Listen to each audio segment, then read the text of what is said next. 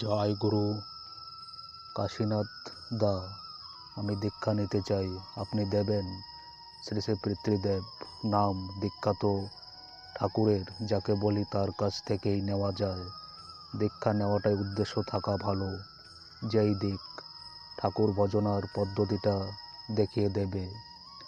দীক্ষা নিয়ে যে অকপটভাবে করবে তারই উন্নতি হবে। আমি তোমায় দীক্ষা দিলাম, তুমি অকপটভাবে করলে। আমি 20 বছরে যা হয়নি, তুমি 7 দিনেই তা হয়ে গেলে। কারণ হলো করার তফাৎ। সেই জন্য দীক্ষা দেওয়া মুখ্য না, নেওয়াটাই মুখ্য।